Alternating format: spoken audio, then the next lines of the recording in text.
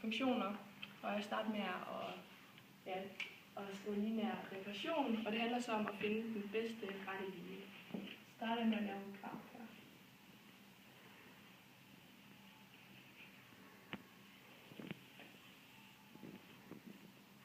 Har vi x-aksen med.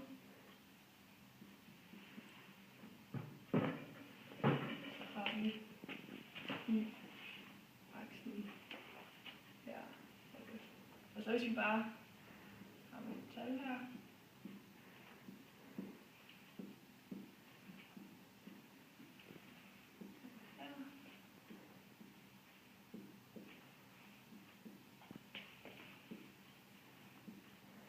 Så hvis jeg bare tegner en streg ned her, og så hvis vi siger, at vi har nogle punkter, sådan ligger her, her, her og her, så kan man lave det mindste kvadratsmetode, og det handler om, at man går op, og så laver man sådan en firkant her, og så kan man så se, hvor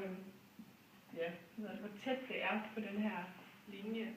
På den måde så kan man så finde ud af, det kan man finde ud af via GeoGebra, så kan man finde en forklaringsgrad på det, men man starter først med at skrive fedt linje, hvis man tror, det er en lineær regression, og det skriver man R2 lige med R kvadreret. Og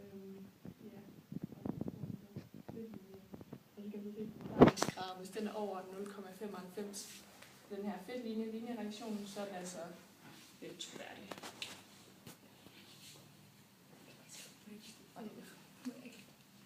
Ja, og så vil jeg snakke lidt om funktionen. Og den hedder y lige med ax plus b. Og man siger, at y og x de er variable. Det vil sige, at de vokser i takt med hinanden. Så når man siger ændre, når x ændrer sig, når a ændrer sig, så ændrer den så også om ændrer sig. Så man vil derfor sige, at y det er et produkt af x. Og så har vi a, og det hedder hældningskoefficienten, og det er det, man kalder stigningstallet. Og det finder man, når man har en graf, det finder man ved at gå ind ud på x-aksen, og så går man så op, indtil man finder linjen, og så kan man så se, hvor meget det skrider med.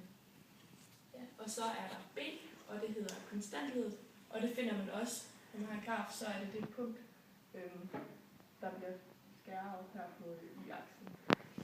Ja. Yes. Så vil jeg lige tage en graf.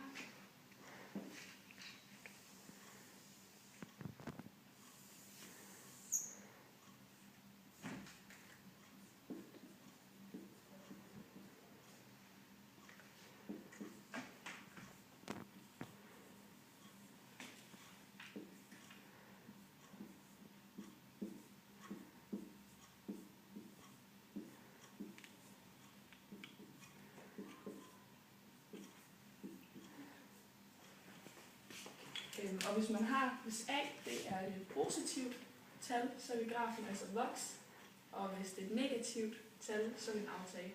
Og jo større tal det er, jo mere vil den vokse, når det er et positivt tal, og jo større det negative tal er, jo mere vil det. Og nu vil jeg også finde A på 2 punkter. Og hvis hældningskoefficienten A er 0, så vil det bare være en ret linje, der går igennem grafen i det hverken vokser eller aftager. Men så hvis vi har nogle punkter her,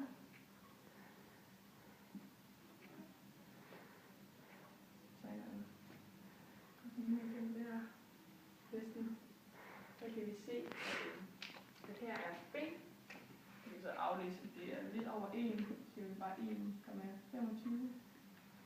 Og så kan vi sige, at for eksempel A, så se hvor meget det stiger med. Det siger, at det er en halv. Og det finder man generelt bare ved at gå ind ud på x-aksen, indtil man kommer til punktet og ser, hvor meget det er steget. Ja. Der er så en sætning, som siger, hvordan lineære funktion den vokser. Det er, når x den vokser med delta x, så x vokser med delta x, så vokser y med delta x gange med a. Så hvis vi f.eks. bruger det eksempel her, som Bjørk har brugt, så x her, den vokser med 1,25, og så for at finde ud af, hvor meget y den vokser med, så siger man bare 1,25 gange med 0,5. Og så er det den måde, man finder ud af, hvor meget y den vokser med. Der er så også det inden for lineære funktioner, der er der så også det, der hedder ligefrem proportionalitet, som man kan putte ind under der. Og der, det er, hvis nu tager en lille graf her.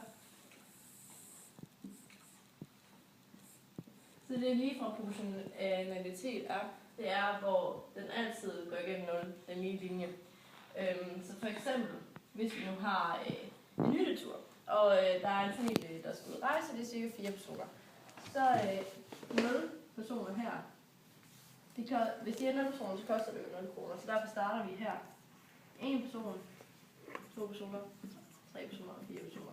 Lad os sige, det koster 60 kroner. 65, eller 120, og så videre. Så starter vi med 0, og så går det bare opad her, og hænger mange personer, det er ved prisen også stige. Det her, så er det lige for proportionaliteten ser ud. Der er også, som vi har fortalt før, så kan man jo bruge den her metode for at finde ud af, hvordan man finder A og B. Der er så også en anden metode, man kan bruge, hvor man kan finde det ved en udregning. Og for at finde det, så bruger man så 2 formler. Man bruger den her for A, som er y2 minus y1, divideret med x2 minus x1. Og for B, så er det y2 minus a gange x2, eller man kan også sige y1 minus a gange x1. Det afhænger af, hvilken man gerne vil bruge, fordi man kan bruge begge to, og så får man det samme svar. Vi kan fx bruge det her eksempel her, hvor vi har de her punkter, hvor x, det vil cirka være, og det første vil cirka være 1,5. 2, ja. Det næste her, så går man så op på y-aksen, finder ud af, den er cirka 2. Så går man videre hen til det næste punkt her, den er cirka 3. Og så går man ud på y-aksen, den er også cirka 3. Så for at finde ud af det her, så sætter man det så som x1, y1, y1, x2, y2. Så sætter man bare de her tal ind i de her forskellige former for at finde ud af de forskellige A og B. Men det vigtige er, at man altid starter med at finde A, fordi man kan se her i B-formen, så skal man jo bruge A for at finde B.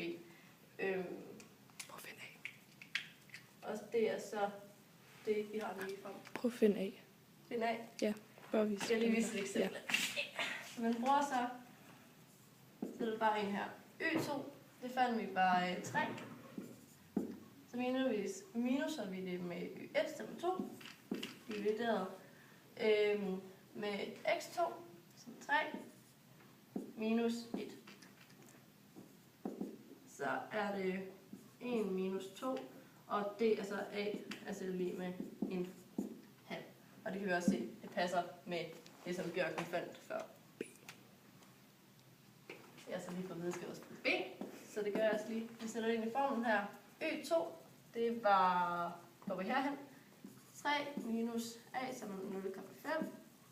Og så ganger vi det så, jeg bruger som øverst her, så jeg skal bruge x2, som er 3. Så det er cirka, vi starter altså med gange, så det er 1,5. Så siger vi 3 minus 1,5, og det er 1,5. Og det passer cirka med det, vi fandt før. Så det er den måde, man finder A og B ud for 2 punkter. Ud fra en ligning. Det var så det, vi havde om de nære funktioner.